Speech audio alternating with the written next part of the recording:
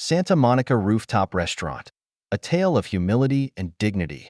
The bells of the exclusive Santa Monica Rooftop Restaurant chimed softly as a sleek, impeccably dressed man entered, his polished shoes clicking against the marble floor.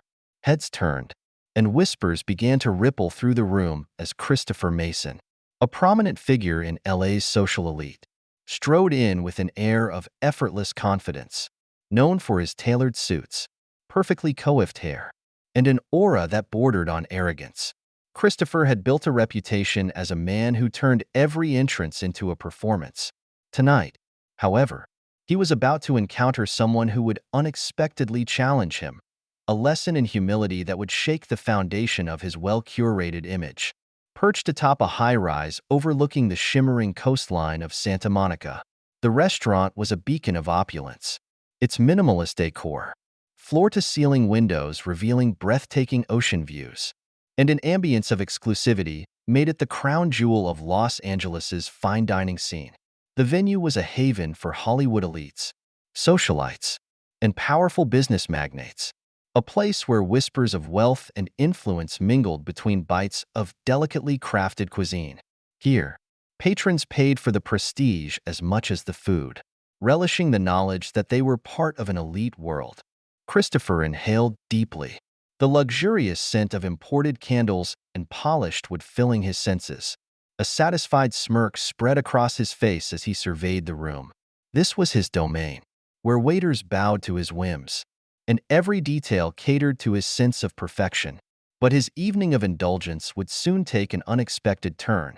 Moving gracefully through the restaurant was Marcus D. Daniels, a young black man in his late 20s, balancing trays with an effortless elegance. His neatly trimmed dark curls and dignified posture belied the exhaustion of long shifts. Raised in Atlanta, Georgia, Marcus had grown up in a hard-working family that instilled resilience and determination in him. After earning a college degree through scholarships and countless part-time jobs, Marcus moved to Los Angeles, chasing dreams of a career in the entertainment industry. But like many who came to the city of glitz and glamour, he quickly discovered the harsh reality. Dreams were expensive, and temporary jobs often turned into permanent roles. Marcus's current job at the prestigious restaurant was meant to be a stepping stone, but it had become a steady, albeit taxing, routine. Tonight was no exception. Though tired from a double shift the day before, Marcus straightened his posture as he approached Christopher's table, wearing his usual polite smile. "Good evening, sir. Welcome. Can I start you off with a drink?" Marcus asked, his tone warm and professional. Christopher barely glanced up, adjusting his gold cufflinks. He examined Marcus with a raised eyebrow before replying in a tone dripping with entitlement. "I'll have a glass of your finest scotch, and make sure it's served neat. Absolutely no ice." Accustomed to demanding patrons, Marcus replied calmly, "Certainly, sir. I'll bring that right away." He turned toward the bar, his professional demeanor masking the sting of Christopher's dismissive tone. As Marcus walked away, Christopher sighed dramatically, loud enough for nearby diners to hear. "Service these days," he muttered, shaking his head in mock disapproval. "I don't understand why it's so difficult to find competent people." The comment, spoken with calculated cruelty, drew glances from a few tables. Marcus, though flushed with embarrassment, maintained his composure. He had worked here long enough to develop a thick skin, but encounters like these always left a bitter taste. In the kitchen, he paused to take a deep breath, his reflection in a polished tray bringing to mind his mother's words. "Dignity is something no one can take from you, Marcus, not unless you let them." With renewed focus, Marcus poured the scotch carefully, ensuring every detail was perfect. Returning to Christopher's table, he placed the glass down gently, hoping to avoid further confrontation. But Christopher's face twisted in mock disgust as he lifted the glass. "Room temperature?" Christopher hissed, his voice raised just enough to draw attention. "Is it really that hard to follow a simple instruction?" Marcus steadied himself, replying with unwavering calm. "I apologize, sir. I'll bring you a fresh drink right away." "Oh, don't bother," Christopher retorted, waving his hand dismissively. I suppose it's too much to expect competence these days. He gave Marcus a condescending smile. Let me guess, you probably don't understand the kind of standards people like me have to maintain. Marcus's hands tightened subtly around the tray. He wanted to tell Christopher about the standards he upheld every day, about the hard work and perseverance that drove him. But before he could speak, a voice from behind Christopher cut through the tension like a blade. Excuse me, but did I hear you correctly? The voice was deep, calm, and carried an unmistakable authority. Christopher froze. Turning slowly, he found himself face to face with Douglas Winters, one of Los Angeles's most renowned attorneys. Seated at the adjacent table, Douglas's towering presence and piercing gaze commanded respect. Known for his philanthropic work and commitment to justice, he was a figure Christopher instantly recognized. Douglas's eyes locked onto Christopher. "Forgive my interruption," he began, his tone measured but firm. "But I couldn't help overhearing your conversation with this gentleman." He gestured toward Marcus, his expression softening as he addressed the young waiter. Christopher's confidence visibly faltered under Douglas's gaze. "Mr. Winters, I didn't realize," he stammered, searching for words. Douglas raised an eyebrow. "What I heard was condescension," he said pointedly. "This young man is working hard to ensure your experience is enjoyable. Yet you've decided he's beneath you because of his role." Marcus felt a surge of validation as Douglas continued. His words not just a defense, but a declaration of Marcus's worth. "Respect is a reflection of one's character," Douglas stated, his gaze unwavering. "People like Marcus are the backbone of establishments like this. That's something worth respecting." As Douglas concluded, he turned to Marcus with a smile. "Marcus, if you're available after your shift, I'd like to discuss an opportunity with you. I run an organization that helps individuals like you achieve their dreams." For Marcus, the moment was transformative. He stood taller, his spirit buoyed by Douglas's words. And for Christopher, the lesson was clear. True respect is not commanded by wealth or status, but earned through humanity and kindness. Marcus Daniels had always believed that every shift in the restaurant was another small step toward his dreams.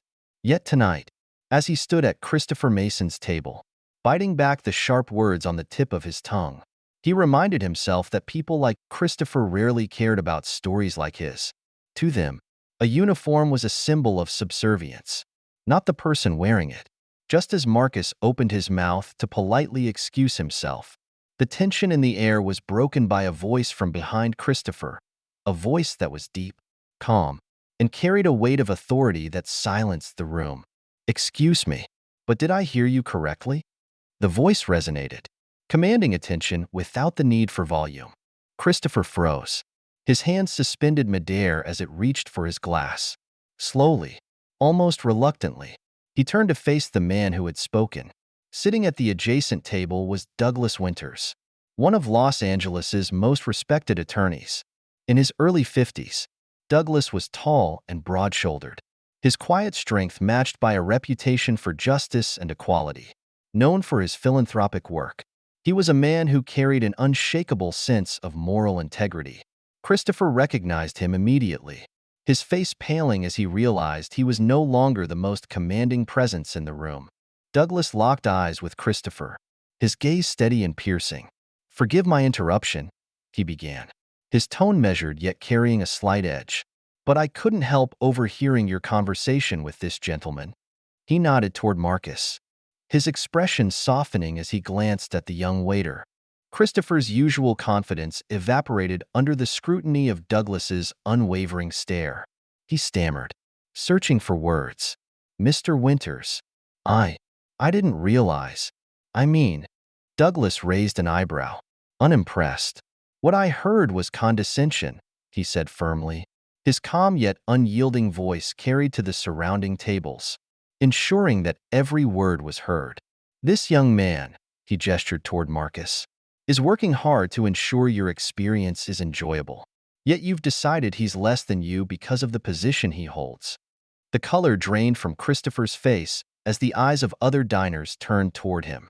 His flushed cheeks betrayed the shame he was desperately trying to conceal. He glanced around the room, hoping for a lifeline, but found none. The other patrons watched in silence, their expressions varying between disapproval and quiet satisfaction. Douglas didn't relent. Respect is a reflection of one's character, he continued, his tone pointed but never cruel. People like Marcus are the backbone of establishments like this. They're the ones who make places like this what they are. And that is something worth respecting. Marcus felt a warmth spread through his chest. The sting of Christopher's earlier words was replaced by a sense of pride and validation. Here was a man he had long admired, standing up for him in a way he had never expected. Marcus stole a glance around the room, noticing nods of approval from other diners. Their empathy and silent encouragement filled him with a newfound sense of worth. Douglas turned his attention back to Marcus, his expression softening. "Marcus," he said with a gentle smile, "if you're available after your shift, I'd love to discuss an opportunity with you. I run an organization that provides scholarships and career placements for dedicated individuals like you. We could use someone with your resilience and dedication." Marcus's heart raced. His hands trembled slightly as he held the tray, tears pricking the corners of his eyes. He blinked them away, forcing himself to remain composed. "Thank you, Mr. Winters," he said, his voice steady but laced with emotion. I'd be honored." Christopher, who had been frozen in place, struggled to respond. His mouth opened and closed, but no words came out. The tables had turned, and his earlier cruelty was now laid bare for everyone to see. For the first time in years, Christopher felt powerless, stripped of the shield his wealth and status usually provided. He glanced at Marcus, then at Douglas, and finally lowered his gaze, realizing he stood alone in his shame. Douglas offered Christopher one final glance, his gaze unwavering. "Respect goes both ways, Mr. Mason," he said. "It's something we all have to earn, no matter our status."